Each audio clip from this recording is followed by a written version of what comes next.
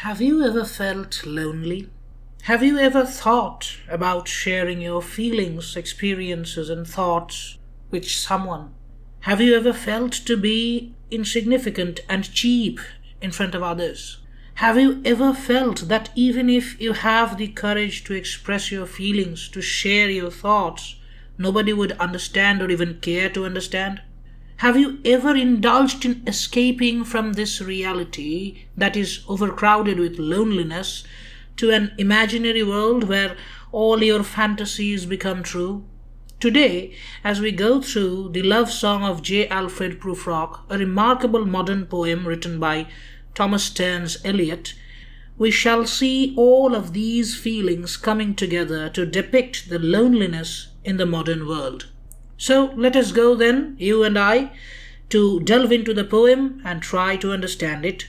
As usual, this is the first part of the lecture where we just go through the text, and then in the second part of the lecture we'll have a critical analysis discussing all the features of the text. Let us first understand the epigraph, the quotation before the beginning of the actual text. The epigraph is in Tuscan language, a precursor to the standard Italian language. These lines are from Inferno, or the Book of Hell, one of the three cantiche of the Divina Commedia or Divine Comedy written by Dante Alighieri. The Divine Comedy is a narrative poem that is considered one of the greatest works of Western literature. The poem presents an imaginative vision of afterlife according to the Western Church's medieval worldview by the 14th century. The Divina Commedia is divided into three parts or cantiche: Inferno, Purgatorio, and Paradiso. The lines of the epigraph are lines 61 to 66 of the 27th canto of the first cantica, that is Inferno. The Inferno represents Dante's vision of hell. It represents the Christian soul seeing sin for what it really is. The quoted lines are spoken by the soul of Count Guido da Montefeltro to Dante, the narrator of the narrative poem, as Dante met him as a visitor in the 8th chasm of hell. Count Guido was being punished here as a prisoner in a single prison of flame for the sins he had committed on earth. The English translation of the lines is like this: If I thought that my reply would be to someone who would ever return to earth, this flame would remain without further movement. But as no one has ever returned alive from this gulf, if what I hear is true, I can answer you with no fear of infamy. What is the significance or relevance of these lines to the poem? We shall discuss and be able to understand that after we have understood the poem itself. So let us move on to the text, keeping the question in mind: how and why did this modern poem is related to Dante's hell? Let us go then, you and I, when the evening is spread out against the sky, like a patient etherized upon a table. The speaker here is the fictional character named J. Alfred Prufrock, as we have understood looking at the title of the poem. As far as we can understand from these three lines is that Prufrock is speaking to someone at a time when daylight is gradually fading out and the evening is setting in. We don't know yet who the listener is. So let's keep that question in mind and try to gather enough clues from the rest of the text to answer that question sufficiently. Looking at the first two lines, we see a pretty romantic beginning, as if it is a pleasant time around the sunset where two lovers are to take a walk together. But is it a romantic environment at all? As soon as we look at the third line, we get a sudden shock when the setting in of the evening is compared to a very anxious and uncomfortable moment that one feels looking at an unconscious body of a patient lying on an operating table with a white cover being sprayed on. So, as soon as we get this image compared to the evening spreading out, the sky, the increasing gloominess becomes the white sheet. The human world under the sky becomes the unconscious patient, and the whole situation surrounding us becomes the operating table of a hospital. There is going to be some dissection of the human condition now. It does not seem to be romantic anymore. Rather, it seems to be scary. For the moment, we may assume that Prufrock, the speaker, is talking to us, the readers, and is trying to unfold before us something he intends us to know. Let us go through certain half-deserted streets, the muttering retreats of restless nights in one-night cheap hotels and sawdust restaurants with oyster shells. Streets that follow like a tedious argument of insidious intent to lead you to an overwhelming question. Prufrock is taking us through certain half-deserted streets. It is not just any street in a city that he intends to go through, but certain streets with very particular aspects. This kind of streets are half-deserted, conveying that such streets are not crowded. These are not busy streets with lots of people passing through, but are not empty either. So certain people come to such streets with certain intentions. It is neither a place for the elite nor a place for busy crowd. The street is thus half deserted. Yet there are people, for there is a muttering that is constantly heard as you go through the street. The muttering sounds are coming from the one-night cheap hotels that are around the street. We must understand the characteristics of the hotels to understand what kind of area Prufrock is taking us through. First of all, these are one-night cheap hotels. Hotels that someone wants to lodge in for just one night at a cheap cost. What kind of a night do they spend there? Restless nights. And also there are restaurants around which are shabby, neither decorated nor in a well-maintained condition. So what kind of area is it where people come to stay at cheap hotels for one night and eat at shabby restaurants? This is definitely not an elite place, not a reputed place either, and that's why the crowd avoids it. And even after all these, we find there are mutterings heard as if the sounds had gone on a mission and now they are coming back after restless nights spent in those cheap places. Also, a muttering is not a comprehensible sound. It is quite distorted, incomprehensible voice that doesn't convey you much of a message except that there are humans. Humans trying to speak in such a low voice that except someone at close, no one can hear what is spoken. This is a place where people go, spend a night, dine at shabby restaurants, and talk in low voices. It is not necessarily a prostitute colony, but not a very reputed place either, where you want yourself to be seen or heard. Now, Prufrock is describing the street as not a straight one. The course of the street is being compared to a tedious argument. What is a tedious argument? A tedious argument is an argument that is not straight. When you don't know where the argument is going, but it goes on and makes you feel exhausted. The street goes on, and because it is not straight, you can't see what's in front of you at a distance except the buildings around. You don't know where the street leads you to. Just like that tedious argument with an insidious intent. Meaning, the street is like an argument about which you don't know where it's going, and it has malicious or bad intentions to lead you to some point that you will not like.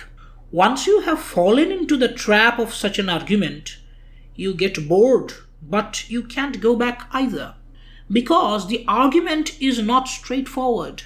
Every moment you think that you are near the end of it, but it goes on and on until it takes you to your weak point, a particular point that you definitely didn't want to reach.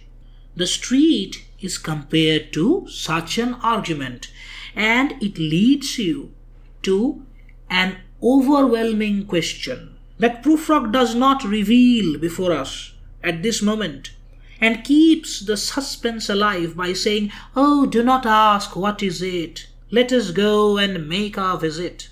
There is an abrupt break at this point, and suddenly Prufrock's focus shifts somewhere else without giving any explanation. In the room, the women come and go, talking of Michelangelo. Who are these women? Why is Prufrock talking about them? Why do they come and go? Why do they talk about Michelangelo? Michelangelo was an Italian sculptor, painter, architect, and poet of the High Renaissance. He was born in 1475 and died in 1564. If you want to really know who this man actually was, instead of memorizing some meaningless information like a computer, I would rather suggest you to search for and look at the image of his stupefyingly marvelous sculpture called Pieta. So, the women, some women about whom we know nothing, are entering and exiting a room while talking about Michelangelo, one of the greatest figures in the entire history of art. We know for the moment that the women have high intellectual or artistic taste, or that at least they are pretending to be seen as intellectually sophisticated for some reason. We shall find out the rest of the answers as we carry on our journey with Prufrock. Suddenly, Prufrock begins to describe the evening as daylight goes out and yellow street lights are turned on. This description is very unusual and striking and quite uncomfortable if you are reading modern poetry for the first time. The yellow fog that rubs its back upon the window panes, the yellow smoke that rubs its muzzle on the window panes, licked its tongue into the corners of the evening, lingered upon the pools that stand in drains, let fall upon its back the soot that falls from chimneys, slipped by the terrace, made a sudden leap, and seeing that it was a soft October night, curled once about the house and fell asleep. Throughout these 8 lines we have a remarkably metaphorical image of a cat moving and acting in a flawlessly feline manner. The setting of the evening, with yellow smog all around, has been metaphorically compared to the movements of a stray cat.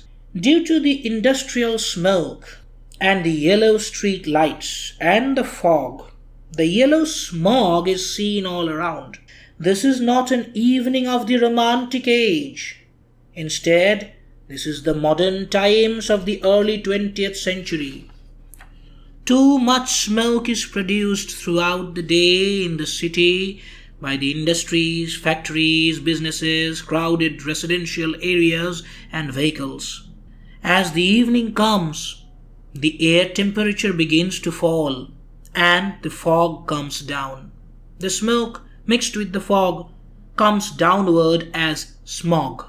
And because in those days streets had gaslit lamps and even the electric bulbs used to produce yellowish lights, the air filled with smog reflected the color yellow all around. Remember the sepia tone that you see in movies that portray the vintage flavor of those days? That's how it felt. Everything yellowish all around. As soon as sunlight was gone and lamps were lit, it became a world of sepia tone all around. And so, Prufrock is identifying the evening with that yellowness. Now imagine that yellowness is moving like a cat. How do we know for sure that it's a cat? Because of the feline movements, as well as the mention of the muzzle. The metaphorical yellow cat is rubbing its back and muzzle on the window panes, meaning sitting inside a room, Prufrock sees that window panes are looking yellowish now. Every corner of the world is turning yellowish, which is metaphorically described as the cat licking its tongue into the corners of the evening. There is also a tinge of grey upon the yellow world underneath, where the yellow lights cannot reach, meaning that if you look around, the human world is yellow all around. But the space above the human world, even though the smog won't let you see clearly, you can still see the grey color that is created not by the natural darkness of the night, but by the soot that is falling down. Soot means a black, powdery or flaky substance consisting carbon produced by the incomplete burning of organic matter. Throughout the day, too much smoke has been produced, and now the soot is slowly falling down. So, the cat is yellow and it has grey soot on its back. Combining the image of the cat with the image of the pools that stand in drains, we can get an unpleasant feeling about the city life. And that is the objective of these lines, to portray the ugliness of the city and the evening. It creates the setting for the story of Prufrock, a man living in the modern period. The time of the year is also mentioned. It was a soft October night, and the big cat, much bigger than the house, has curled itself around the house and fallen asleep. So, finally, the yellowness of the evening has engulfed the city with all its cheapness, sordidness, and loneliness. You might ask, why do I mention loneliness? The cheapness and the sordidness are understood from the previous lines, but the loneliness is not. Remember, the evening is described as a metaphorical cat with all its flawlessly feline characteristics. Cats are more solitary animals, unlike dogs. That is our only clue about the solitary nature of modern life up until this point. But we shall get to the topic of loneliness in the modern world more explicitly as we probe into Prufrock's mind and try to understand his mental state. And indeed, there will be time for the yellow smoke that slides along the street, rubbing its back upon the window panes. There will be time to prepare a face to meet the faces that you meet. There will be time to murder and create, and time for all the works and days of hands that lift and drop a question on your plate. Time for you and time for me, and time yet for 100 indecisions, and for 100 visions and revisions before the taking of a toast and tea. In these 12 lines, there is a recurring phrase, there will be time. This sense of time is a very significant motif in the poem. The section is completely different in terms of focus from the previous sections. Earlier, Prufrock's focus was on the environment of the city, the sordidness of the street and its surroundings, the women who talk about Michelangelo, the evening with yellow smog all around, and now Prufrock's focus is quite internal. He is trying to establish as a fact that there will be enough time. And yet the section begins with the conjunction and, as if it is a continuation of the previously described image of the evening. Using the word indeed, Prufrock is trying to emphasize his assertion that there will be time. For what? And why is Prufrock emphasizing on this point so much? He says that even though the evening has set in, there is still more time for the evening to settle. Meaning there is still time for the yellow smog to be more prominent.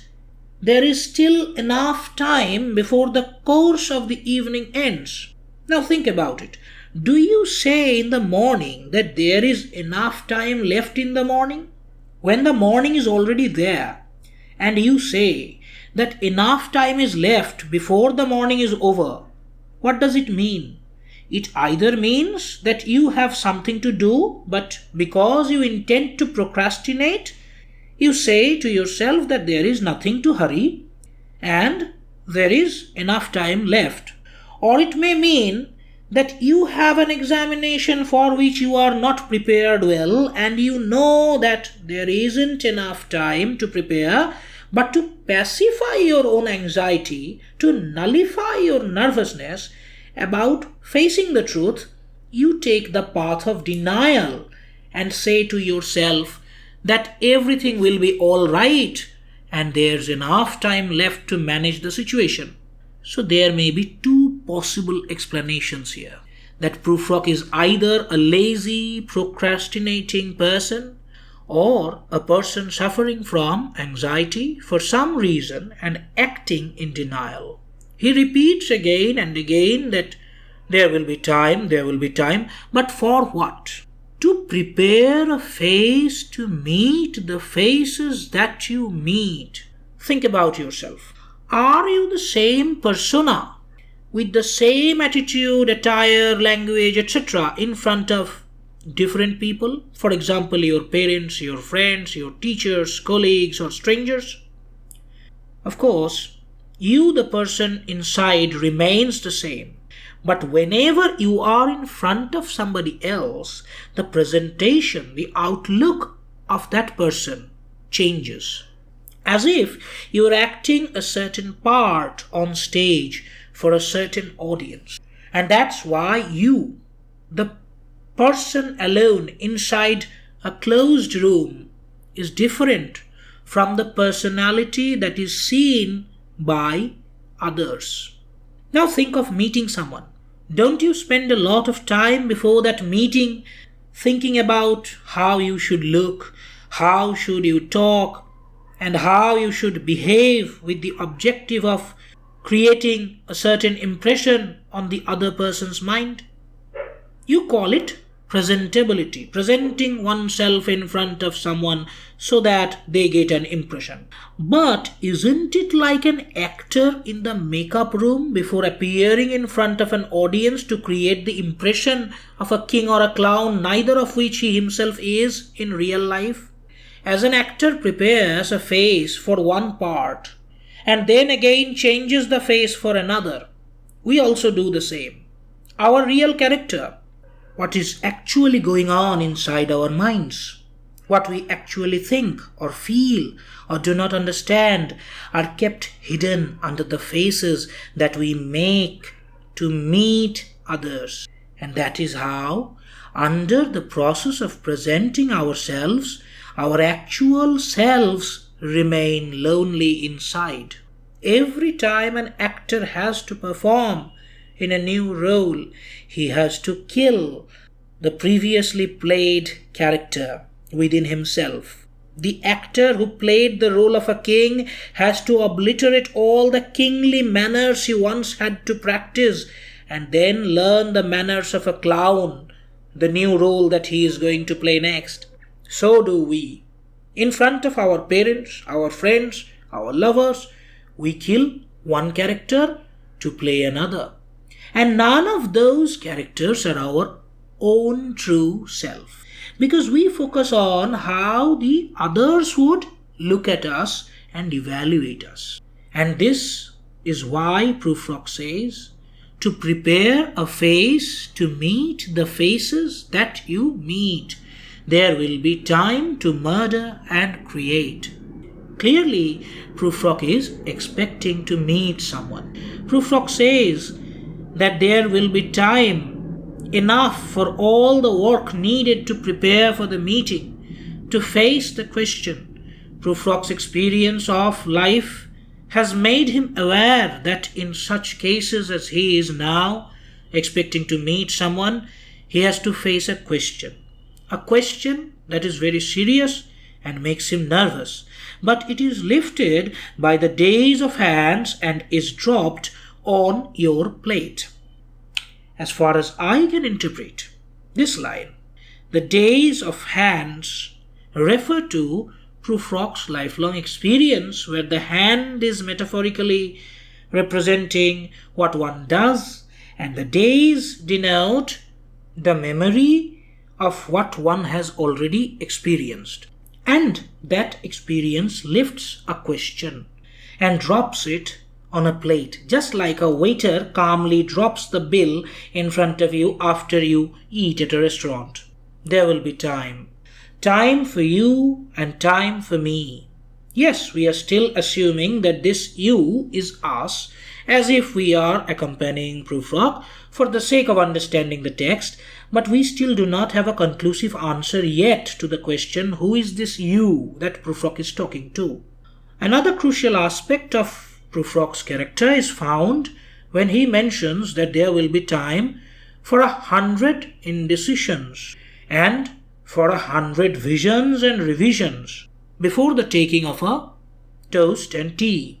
So, before Prufrock meets someone, he is going to have some toast and tea, a mundane, insignificant act, and at the same time he is to have 100 indecisions along with 100 visions and revisions. First of all, here the word 100 does not literally mean 100. It means many or a lot of. Secondly, Prufrock is indecisive. And since he is saying all this from his experience, we can certainly say that he has been an indecisive person, at least in such cases of meeting somebody. He is also telling us about visions and revisions. Vision here means when you daydream, when you imagine how something or somebody or some occasion is going to be. It is a very positive feeling to daydream about something, but then Prufrock mentions revisions. Revisions can be interpreted in two ways at least. It may be revision, meaning to have repeated the vision one already had, or it may be to have the earlier vision revised or edited according to realistic expectations. I think here we should take the second meaning more seriously, although the first one is not completely insignificant. So about such meetings, Prufrock usually daydreams a lot, but he is also used to revise those thoughts. What kind of meeting are we talking about? Who is this person that Prufrock is about to meet? And what kind of situation is this where Prufrock is so calmly performing the mundane acts like having toast and tea at a restaurant, and simultaneously so anxious underneath that apparently relaxed assertion of there will be time, there will be time. As Prufrock repeats, in the room the women come and go, talking of Michelangelo, we understand that he is focusing on the women who keep coming and going in and out of the room, and they are talking about the great artist Michelangelo. So Prufrock is anxious about meeting one of the women, but he continues his monologue. And indeed there will be time to wonder, do I dare? And do I dare? Prufrock claims that there will be time to think whether he dares or not. He is undoubtful about doubting himself. But why does he ask the same question twice with the conjunction and in between? To us, the phrase, do I dare, looks the same, but it is not a single question asked twice, but two different questions. Do I dare? And do I dare? So, Prufrock is doubting his courage, and then he is doubting himself. The first do I dare is about the courage that he finds lacking, and the second do I dare is about undermining his own abilities in comparison with the rest of the world. His diffidence, that is, his lack of confidence, can be seen clearly in the lines that follow. Time to turn back and descend the stair, with a bald spot in the middle of my hair. They will say, how his hair is growing thin, my morning coat, my collar mounting firmly to the chin, my necktie rich and modest, but asserted by a simple pin. They will say, but how his arms and legs are thin. Do I dare disturb the universe? In a minute there is time for decisions and revisions which a minute will reverse. Prufrock claims again that there is still time left for him to go forward and backward on the stair. The stair image represents the way between Prufrock and the woman he wants to meet and talk to. Going up and down on the stair denotes his lack of courage, his diffidence. His desire moves him forward, but his self-esteem pulls him back. Is it only his low self-esteem that is at fault here? Or is there a profound reason as the root cause of that diffidence? We shall find as we go on. He focuses on all the negative aspects he can gather about himself. It must be noted that neither are these aspects truly negative, nor are these about his character. He is focusing on his appearance and is frightened and ashamed thinking of how the women might laugh about his bald head or thin legs. He has tried to appear his best with modest outfits, but it is what he lacks in looks is bothering him too much and causing him to descend the stair in his own mind. From his outlook and lack of self-esteem, we can derive that Prufrock is not in any way a rich man. Instead, he might belong to the category of unsuccessful men, meaning not a financially lucrative option for women who are seeking for romantic partners in the modern world. Money is the primary focus of the modern world, fortunately or unfortunately, and so, while a man is judged, his financial affluence or deficiency becomes a primary concern. The next thing that is judged is how a person looks or appears. So, if a person is a book, it is the price tag and cover design that the market is caring about and not the content inside. That is how the modern world is, and whether we like it or not, we are bound to accept this reality. Have you ever seen or been in the dating world? It is a market where it seems as if anybody can be approached by anybody else because everybody is equally present there as an option. But is it so? Have you ever looked at someone and told yourself, out of my league, too rich, or too beautiful? Have you ever felt that this is an open market where the currency is beauty and wealth, and whoever has much of that currency can buy off more than they require, whereas others don't get anything at all? Perhaps Prufrock has such experience, and that's why he knows that he lacks in the currency of the market of romance. So, knowing that someone is out of your league, what do? Your desire directs you towards that person, but your experience warns you of the rejection, the humiliation, the metaphorical slap on the face, the hidden guffaw that only you can hear. What do? You go one step forward and one step backward at the same time, and if you are experienced enough in getting rejected, you ask yourself, what's the point of approaching when I know it's just another rejection to be had? Let's just let the world be as it is. Let me not create a commotion. Let my desire be hidden in the closet of my heart. Isn't it how you feel? Exactly that is what Prufrock is expressing through the rhetorical question. Do I dare disturb the universe? In such a mental state, these are madly moments. You are constantly oscillating between yes and no, like a pendulum. Within a minute, you think of going forward and not going forward. You can't stand firmly on a proper decision. This mental state of oscillation is being expressed by Prufrock as he says, in a minute there is time for decisions and revisions which a minute will reverse.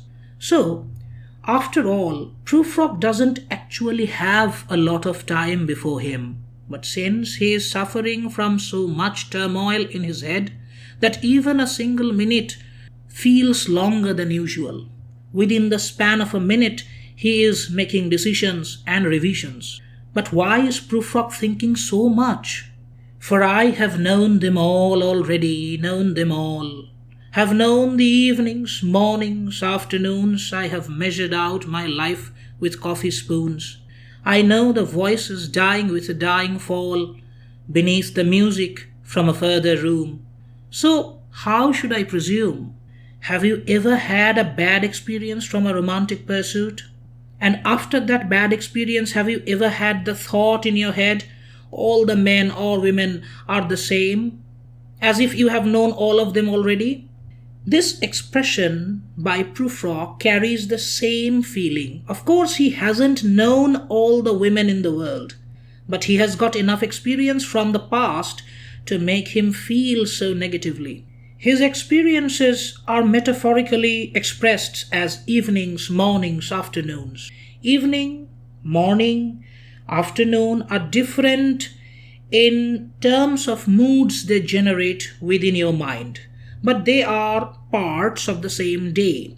Similarly, we are now taking the male perspective because Prufrock is presenting before us the male psychology exclusively. All of Prufrock's previous romantic pursuits were different as they concerned different kinds of women and different kinds of moods they evoked in him. You see, some women you may like for the physical beauty, some for their intellectual abilities, some can mesmerize you with a song, some with a talk, and so on. So it is natural that different women generate different flavors of attraction in your mind. But as you fail or notice other men getting failed in the pursuit of that call of attraction, you readily conclude, after all, they are all women, and all women are like this or that. And the next thing you utter is that I have known them all already, known them all. Prufrock is emphasizing the point that his experience, his knowledge is not to be shunned lightly. Instead, we should take it seriously that he has thought about the whole matter thoroughly as he says, I have measured out my life with coffee spoons. A coffee spoon is used to put sugar into coffee in a measured manner, to stir the coffee so that it is well balanced in terms of the sugar level, and then it is used as one takes a spoonful of coffee from the cup and tastes it to measure whether the drink is made perfectly or not. The whole process of using the spoon in this way has two very significant characteristics. Firstly, since the spoon is a little object and the matter of pouring sugar into one small cup of coffee is delicate in terms of measure, the whole process is slow and not something that one would want to do abruptly in a hurried and unfocused manner, as that would spoil the drink.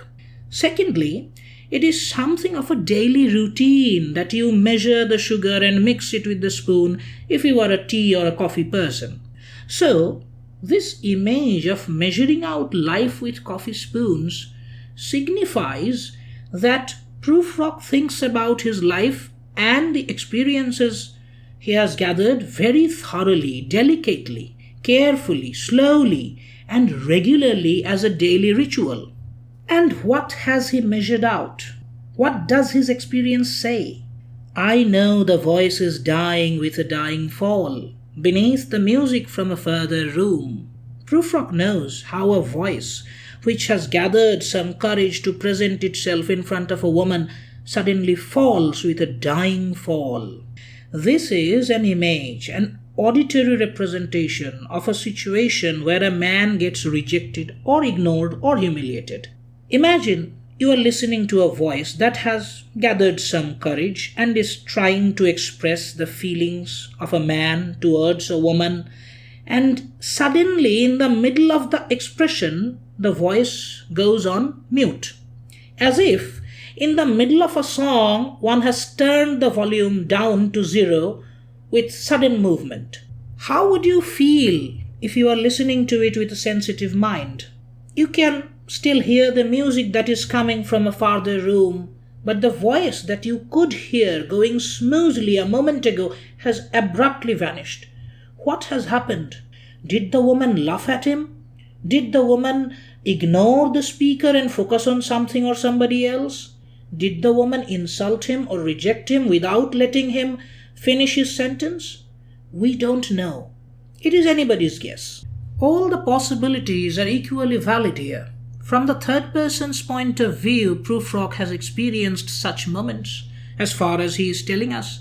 He has not yet told us directly that he himself was rejected or humiliated or ignored, but he is saying that he has enough experience of such situations.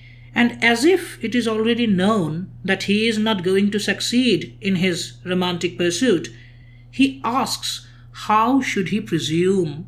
The word presume has at least two meanings. Firstly, presume means to suppose that something is the case on the basis of probability. And secondly, presume means to be impertinent enough to do something. I think both of the meanings are simultaneously applicable here. Prufrock is questioning how can he believe, after all these experiences, that he will be heard, that the woman on the other side will listen to and try to understand what he has to say. Prufrock is also questioning that after all the experience he has, how can he be audacious enough to try to gather the courage and go forward to talk to the woman? He instead carries on to focus on all the depressing ideas he can gather from his memory, his experience. And I have known the eyes already, known them all, the eyes that fix you in a formulated phrase. And when I am formulated, sprawling on a pin, when I am pinned and wriggling on the wall, then how should I begin to spit out all the buttons of my days and ways? And how should I presume?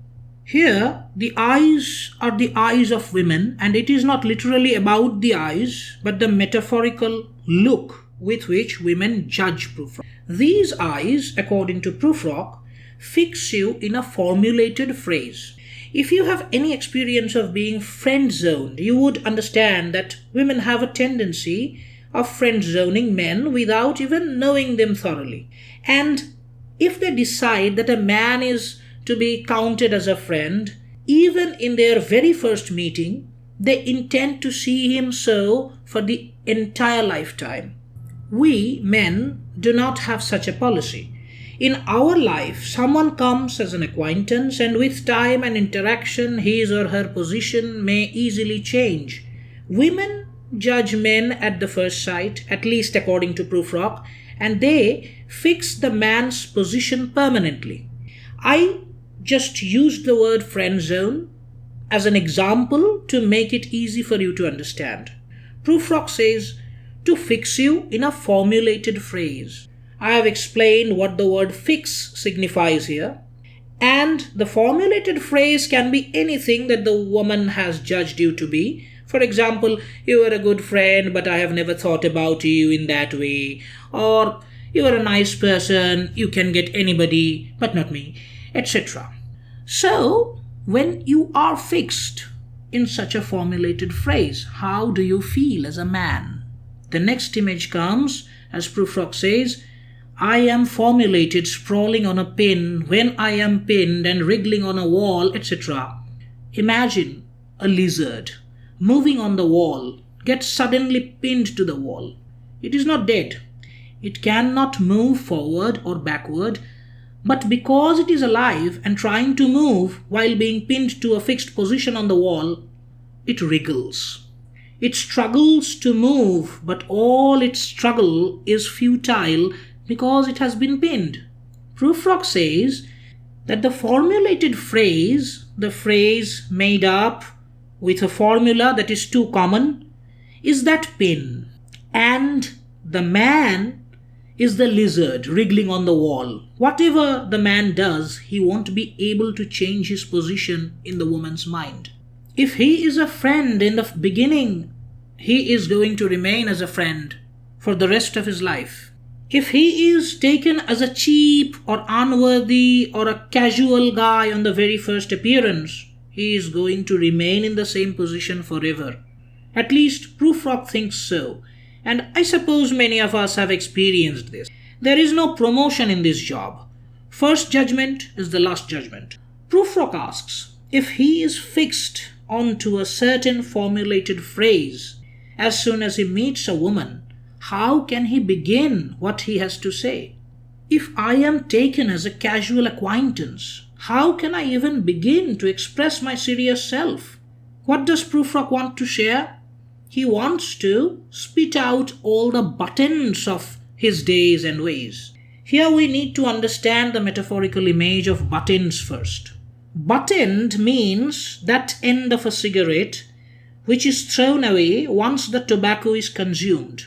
This is a very significant image, just like the images of etherized patient, the stray cat, the coffee spoon, or the pinned lizard. Think about it. How significant is the butt-end of a cigarette? It is the part where there is cotton filter inside. It is responsible for making the smoke you inhale smoother and less bitter. It is the part of the cigarette that touches your lips and fingers and gives you the pleasure of softness and delicacy. It is supposed to make smoking less harmful as it absorbs a large part of the yellow tar that comes from burnt tobacco. Before a cigarette is lit, this buttoned cotton is white. But as you smoke, it gets darker with yellow stains until you throw it away. So it is a significant part of the cigarette that carries the mark of being burnt and the stains of the yellow tar, and yet it is thrown away once the tobacco-filled portion is finished. Now we have to link the butt end of a cigarette with days and ways. Days are the small units that constitute our lives and thus our experiences throughout our lives. Days are what we experience in life, and ways are how we act upon or react to or struggle with those days, those surroundings, those situations, those experiences. Imagine the days and ways as if they are cigarettes. Just like fire and breath consume the cigarette, time consumes days and our life gets decayed towards death day by day. You cannot retain your days and ways because time never stops, but you can only retain the memories of what you have gone through. Those memories are not innocently white, but scarred like the half-burnt, dark-stained buttons of cigarettes that nobody cares about. Remember, this analogy is not a very easy one to understand at first, but if you think about it thoroughly 2 or 3 times more, you will understand it and you will not forget it. Do not hurry while trying to understand a modern poem like this. So, what do we get from this line? Prufrock wants to spit out all the buttons of his days and ways. He wants to throw up all the scarred, stained, sordid memories he has gathered through his life. Now, why does he want to spit out or throw up or vomit? Because there is a huge trash of experience in his mind which is making him nauseous, metaphorically. Isn't it the basic characteristic of loneliness that you want to share your sad experiences with someone to relieve yourself of the burden of trash memories that you have been bearing alone?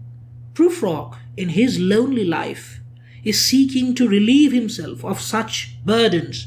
He wants to share with someone his overflowing trash of experiences, buttons of his days and ways. But he asks that even if he gets the opportunity to talk to someone, how will he begin? Because there's so much to tell and he doesn't know where to start. And in the busy individualistic world of the modern time, who would have the time to listen to all that he has to say? That too in an unstructured, unarticulated way. So, Prufrock continues his meditative monologue. And how should I presume? And I have known the arms already, known them all. Arms that are braceleted and white and bare, but in the lamplight down to its light brown hair. Is it perfume from a dress that makes me so digress? Arms that lie along a table or wrap about a shawl. And should I then presume? And how should I begin? Prufrock is still questioning how should he presume that a woman would even care to listen to him. This time, Prufrock is referring to women with the various images of arms that behave and attract men in different ways. The arms that are ornamented, white and bare, the arms partially covered with the light brown hair reflecting a golden yellow color under the lamplight, the arms that make certain movements or gestures in between conversations at a table. Here, arms are symbolizing Prufrock's desire as well as how he feels attracted towards women, and also the different body languages they show that Prufrock notices with his keen observation. While describing these arms, Prufrock also mentions that there is a scent coming from a perfume from a dress. That is, at present, distracting him from focusing on his monologue. So definitely these lines are evident of Prufrock's desire, his eagerness and his frustration as he recurrently proclaims that he has known them already, known them all. So after knowing them all, how can he expect that a woman would care to know him as a person without labeling him as a certain type of person on the very first sight? And even if he presumed that he would be given the opportunity to share his thoughts, how should he begin? Shall I say, I have gone at dusk through narrow streets and watched the smoke that rises from the pipes of lonely men in shirt sleeves leaning out of windows? Again, another image, this time of loneliness as a whole in the modern world. Prufrock describes that going through narrow streets at the time of dusk, he has seen lonely men leaning out of windows of the flats they live in and the smoke that rises from their smoking pipes. This is an intense portrayal of loneliness in the modern world. Dusk denotes the short period of time around the sunset when daylight fades out. The day is when men work or struggle to survive. The night is when they take rest and prepare themselves for the next day. In between, they need someone with whom they can share their thoughts, feelings, experiences, and relieve the burden that they carry in their minds. But the modern world is complicated. There are many variables that decide whether you will have someone with you or not. And even if you have someone, will you be able to share every thought with her? So, Prufrock asks, even if he gets the chance to talk, should he begin with his experiences of going through the narrow streets of the modern world and his observations of the loneliness leaning out of every little window of the modern life? Prufrock has seen how loneliness has been emerging as an epidemic in the modern world, where only success can buy you some relationship as if it is a commodity. And Prufrock has lost all confidence to move forward with an optimistic mind. Also, he cannot shake off his desire to be in a romantic relationship as that is a basic biological and psychological necessity. He is in a state where he can neither go forward nor retreat backward. And so he smirks at his own pathetic existence and remarks, "I should have been a pair of ragged claws scuttling across the floors of silent seas." Here, ragged claws synecdochically denotes crabs. Now, crabs, if you have seen on a seashore, are easily frightened as the waves come and they move under the sand too quickly. Secondly, they can scuttle, meaning they can move sideways. Prufrock's movements are anxious, while the waves of women come and go very confidently. He can't move forward or backward confidently, and so he, mocking himself, comments that he should have been a crab to be able to move sideways. And not only that, but also he wishes to be the crab that lives on the floors of deep, silent seas, where these women and their voices won't reach, and he wouldn't feel so much of turmoil inside his head.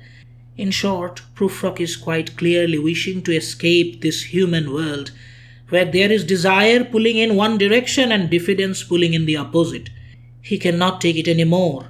But is there a way to escape this reality?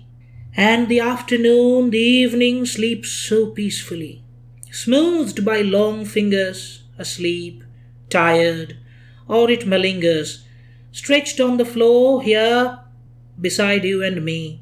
Should I, after tea and cakes and ices, have the strength to force the moment to its crisis? Prufrock compares the afternoon, the evening, with a dog sleeping peacefully, asleep, tired, or it malingers.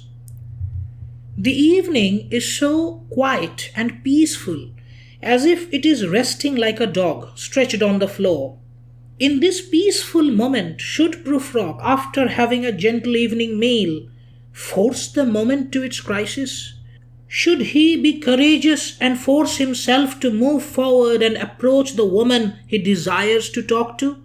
Should he try, instead of being anxious, being frightened of getting rejected or ignored or ridiculed or insulted? Should he try, instead of wishing to be a crab, to escape the human world? But though I have wept and fasted, wept and prayed, though I have seen my head grown slightly bald, brought in upon a platter, I am no prophet, and here's no great matter. I have seen the moment of my greatness flicker, and I have seen the eternal footman hold my coat and snicker, and in short, I was afraid. Although the entire poem is a graveyard of allusions, to this point I have tried to explain the lines without making it more challenging to understand, by mentioning every other text that it alludes to, along with the contexts required to understand the relevance. But in these lines we cannot avoid but concede the fact that there are biblical allusions that are needed to be understood to interpret these lines. There is an allusion to the biblical story of John the Baptist. John the Baptist had declared King Herod's marriage to Salome's mother unlawful, and so he was decapitated. The decapitated head of John was brought to Herod's court on a platter by Salome, who later received the decapitated head as a reward for her dancing. Here, Prufrock says that though he has wept and fasted, wept and prayed for such a day when he would finally meet a woman with whom he could share the burdens of his mind, he has also seen as a vision that his slightly bald head is being brought in upon a platter. But he knows that he is no important figure that the world would care about, that he is no prophet like John the Baptist. There won't be stories written about his tragedy, his pathetic life. His failure of finding romance in his life is not a great matter of concern for this modern world that only recognizes and worships success and ignores, neglects, insults everything related to failure. Prufrock is now also aware of his age. He says that he has seen the moment of his greatness flicker. In your youth, you perform the best at anything. Your energy, your enthusiasm, your ability, your appearance all seem to be at their highest point in comparison with the rest of your life. As youth fades away, you can see your own skin tone is no more attractive as it used to be. Your energy, enthusiasm, excitement, ability, all slowly going down. You begin to understand that the time of you being great or doing great, and most importantly, looking great, has gone. You are now clearly appearing to be a depreciating asset, losing in value day by day. What does this remind you of? It reminds you of the first and foremost eternal truth related to life, that you are going towards death.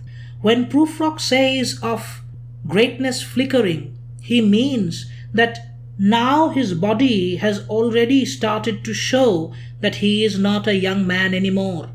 The word flicker is used about candlelight that is shaking because of the surrounding wind. It happens when the light is not strong enough or able enough to withstand the wind unflinchingly. Prufrock has metaphorically compared his youth with the light of a candle that has started to flicker, showing that it is not to be sustained for long. And so Prufrock has seen the eternal footman. A footman is a servant whose duty is to follow his master like a shadow and help him silently with whatever he needs whenever he needs. So, a footman is someone who is always there but you don't care to notice. Eternal footman refers to death. Death is personified here. Death follows us like a shadow since the very first moment of our lives, but when do we first understand its presence? The very moment we see our bodies are not as great in shape or performance as it once used to be, we understand the presence of this unnoticed shadow that is going to engulf our very existence one day. And in short, we all become afraid. Prufrock is no exception. And would it have been worth it, after all, after the cups, the marmalade, the tea, among the porcelain, among some talk of you and me? Would it have been worthwhile to have bitten off the matter with a smile, to have squeezed the universe into a ball to roll it towards some overwhelming question, to say, I am Lazarus, come from the dead, come back to tell you all, I shall tell you all? If one settling a pillow by her head should say, that is not what I meant at all, that is not it at all. Prufrock is trying to justify why striving to gain a woman's attention is pointless for him. He asks that even if, after all the trivial, mundane things that he is keeping himself busy with, had he got the chance to express himself in front of a woman, would it have been as worthy as he wants it to be? If he had gathered the courage to speak out what he wants to express, and a woman very calmly expressed that that was not the kind of talk she was interested in, would it have been worthy of all this mental turmoil and physical persuasion? This is the overall essence of these lines, but now let us go deeper phrase by phrase. The cups, the marmalade, the tea, among the porcelain, among some talk of you and me, shows whatever Prufrock is keeping himself busy with while thinking about the futility of his pursuit of romance. These are all trivial images of mundane things, but significant underneath the apparent triviality. All these things are coherently showing how boring, frustrating, and lonely Prufrock's life is. With all these unattractive characteristics, he is thinking about the probability of having bitten off the matter with a smile, meaning to have the courage to present himself in front of that critical moment he fears, with a smile on his face. Here, the smile on the face is how courageous he must appear while approaching the moment. And to have bitten off the matter means desperately forcing himself to speak out.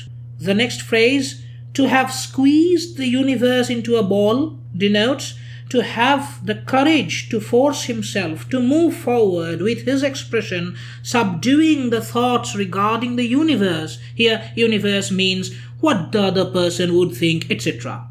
Why does he need so much courage? To roll it towards some overwhelming question.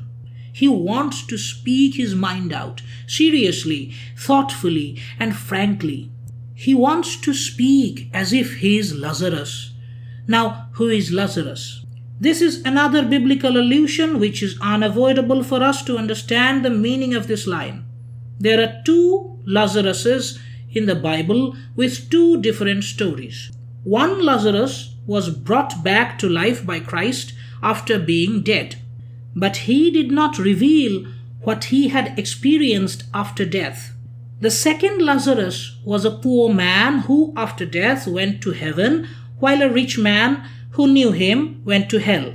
The rich man wanted to warn his brothers on earth about the horrors of hell, and he requested Abraham to send Lazarus back to earth to tell the tales about hell. But the request was denied and Lazarus did not come back to earth. So, if we consider both of these stories, no Lazarus did return to earth after death and disclose the horrors of hell unto mankind. But Prufrock says that he feels like he is Lazarus, come from the dead, come back to tell you all, I shall tell you all. So Prufrock feels that as the biblical Lazarus had seen the horrors of hell, he has also seen hell while living in this life in the modern world.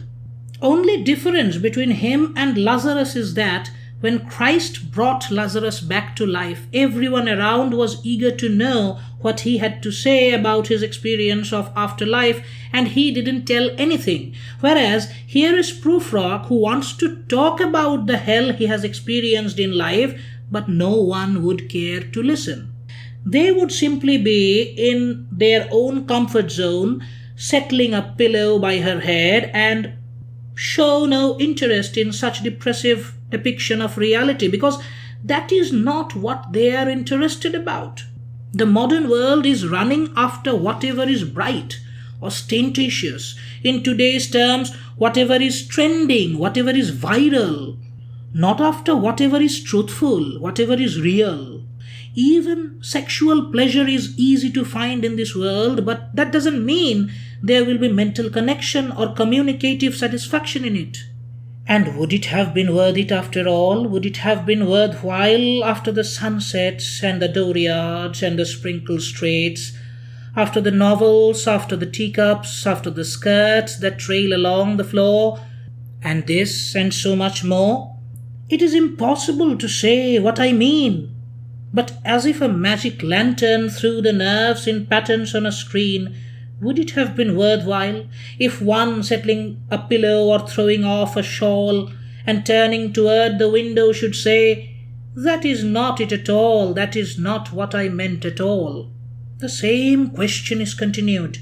Would all the efforts behind getting into a companionship be worthy of the time if the communication fails between the two persons? What different stages does Prufrock mention, and why does he think so much about the failure of communication in his hypothetical relationship? He mentions various stages of romantic relationship through the images of sunsets, dooryards, sprinkled streets, novels, teacups, and skirts that trail along the floor. Sunset may represent a romantic walk or meeting in the afternoon at the very first stage of a relationship. Dooryards may denote the closeness constituted when the partners have begun to visit each other at their residence. Sprinkled street denotes a certain feeling of freshness, and it may also denote the enthusiastic mornings after sleepovers. Then comes the relaxed mode of reading novels, being calm and not being as out of control and overexcited as it was in the first few months or weeks of being in a relationship. Teacups denote the regular mundane daily habits when the relationship has settled down and has become like a habit rather than a stage performance. And in the end comes the image of the skirt trailing along the floor. When the partners finally marry and decide to live together for the rest of their lives, Prufrock asks that even if all the stages have taken place in a relationship, would the relationship be of any value if one person cannot communicate with the other? Why does Prufrock think so much about a failure of communication? Because he has understood that it is impossible to say just what I mean. The modern world, the modern life is so complicated with all the experiences we gather that it becomes impossible to communicate how one exactly feels with the help of simple words of a language. The human experience, in terms of complexities, has surpassed the highest level that human language can reach to describe. Even if there were a scientific invention or a magical lantern that could portray whatever was going on inside Prufrock's brain on a screen where the other person would be able to view his exact thoughts, he feels it would all have been futile if the other person didn't care to understand what he has to share. The carelessness of the hypothetical female partner is described by the phrases settling a pillow or throwing off a shawl and turning toward the window. Prufrock is certain about his presupposition that the other person, whoever she might be, would never care to understand what he has to say, that she would not have the same mindset to talk about life like Prufrock does. Why? Is this because Prufrock thinks that modern life is so complicated and everyone has a different variation of that complicated life that one person's experience may not be interesting to the other? Or is it just Prufrock's presumptuous presupposition caused by his own diffidence and escapism? This is for you to interpret. But for sure, now we have understood that in this monologue, the silent listener, the you Prufrock is talking to, is none other than Prufrock himself. Prufrock has split his self into two, and one part of him is talking to the other. How do we know? Because of his uncompromising inclination towards declaring that nobody would listen to him or understand him or even care to know what he has to tell. He is thus a lonely man talking to himself, explaining to himself what he desires and can't get, and what is left in this life for him, etc.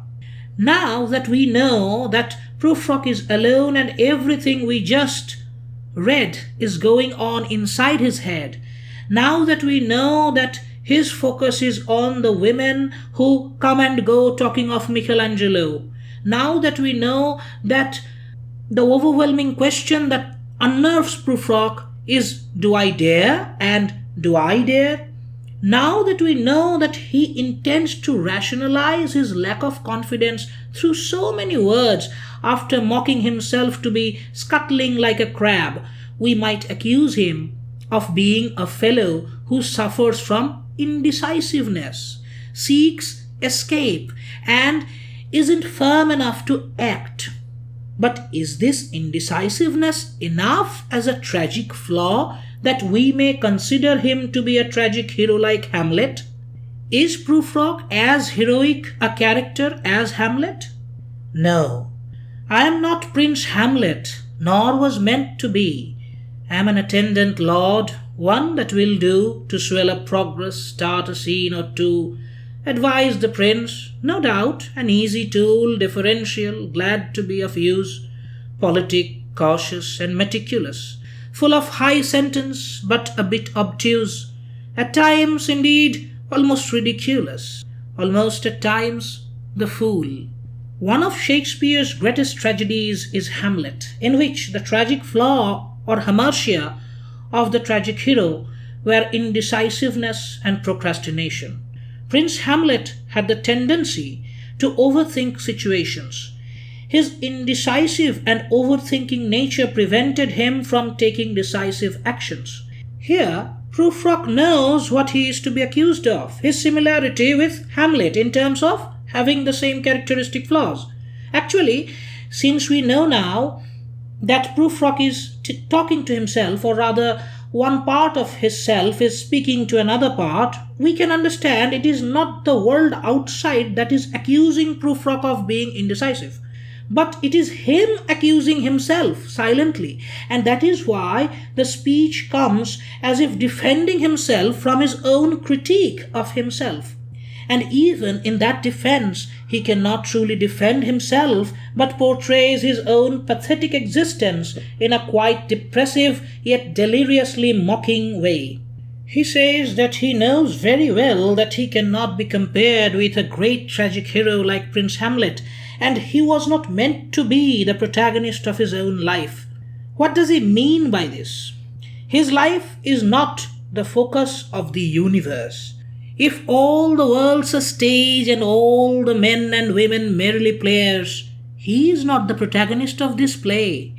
The play of his life is remotely controlled by external factors, and so he becomes a minor character in his own life in comparison with the universe that he does not dare to disturb. So, what kind of a minor character is he? An attendant lord who is just needed to start a scene or two, or to help the progress of the plot. An insignificant role that nobody really cares about, but it needs to be there for the sake of the play's progress. Maybe such a character sometimes get the opportunity to have one or two dialogues with the protagonist prince. There is no doubt that this role is not something an actor wishes for, but for someone who wants desperately to be used in any way and is glad, respectful, sensible, cautious, and attentive to play such a part when he gets a chance. Prufrock is playing such a role in his own life. Sometimes he may appear to be full of high sentence that seems heavy on such an insignificant role, and sometimes he may appear to be slow and dull and unintelligible to the point of causing annoyance. At times, he may act so ridiculous as to be the fool of a Shakespearean play. But these are all variations of roles that he is going to play throughout his life. Even with the tragic flaws similar to a tragic hero, he would never be at the center of the stage, that is life. Because modern life makes you feel so insignificant in relation to the vast world, full of crowd running fast, and technology and commodities, and the forever fleeing horizon of better days. This world of humans has become so big that you have to find your existence under a microscope. But that is not the only frustration. This frustration is the frustration caused by the fast-paced, cheap, and smoggy life of the modern times. The eternal power of time has not vanished yet. And so, time causes, as it always does, another frightening feeling of weakness, aging. Prufrock is suddenly taking a pause, and with a sigh, he says to himself, I grow old, I grow old. I shall wear the bottoms of my trousers rolled. Shall I part my hair behind? Do I dare to eat a peach? I shall wear white flannel trousers and walk upon the beach. Prufrock is thinking about his age. He is getting older and he is somewhat overthinking, somewhat confused about what he should wear or how should he behave. Should he follow the newest fashion trends that young people are following? Does he dare to eat a peach like a young man with strong teeth? Would it suit him if he wears the trousers with turn-ups or combs his hair in the newly fashionable manner? He says he shall wear white flannel trousers and walk upon the beach. Suddenly, a fanciful romantic thought strikes him. I have heard the mermaids singing, each to each. I do not think that they will sing to me. Like the romantic poets, Prufrock suddenly becomes fanciful of supernatural world of mermaids, although he is conscious of the reality that there will be no mermaids to sing to him. But with a willing suspension of disbelief that he imposes on himself, he indulges in the supernaturally romantic world of mermaids. I have seen them riding seaward on the waves, combing the white hair of the waves blown back. When the wind blows the water white and black, we have lingered in the chambers of the sea, by sea-girls wreathed with seaweed red and brown, till the human voices wake us and we drown. In his fanciful vision, Prufrock can see the mermaids gliding on the waves in a row. Riding seaward, they are furrowing the sea as if combing white hair and creating fine parallel long lines of white and black shades. Prufrock, in his vision, has the experience of being with the mermaids deep down in the sea, where it is mythically said that they take the humans they can attract. It is a chamber where Prufrock enjoys to be in the loving company of the beautiful sea-girls or mermaids, wreathed with colorful plants that grow under the ocean until his beautiful dream is broken by the sounds of the human world that is actually surrounding him. What is interesting and crucial to note is that in the ultimate statement, Prufrock has inverted the roles of the real world and the imaginary world, as he says, till the human voices wake us and we drown. It is not the supernatural world of the mermaids that drowns him, but the human world that does. Focusing on the connotations of the word drown, we get the sense of suffocation, struggling for life, and ultimately succumbing to the external force that is immensely powerful than ourselves. So, to Prufrock, living in reality is like drowning, and drowning in dreams of an unreal but pleasant and romantic world is the only way to breathe, though for a very short time, because reality doesn't let you be in the world of dreams for long. So, although it is clear that we may very easily criticize Prufrock as an escapist, it would be unjust, as it is also made clear to us that we cannot escape from the suffocating grasps of reality even if we wish and try hard to do so. Prufrock has seen Dante's hell in this real life, and that is what he has shown us. Now that we have understood the text, it is time for us to analyze the text, which I shall do in the next part of the lecture. Meanwhile, please like, share, subscribe, and comment if you have any certain area, certain line, certain point that you don't understand. Mention it in the comment with a timestamp, and I shall try my best to answer your question. Thank you.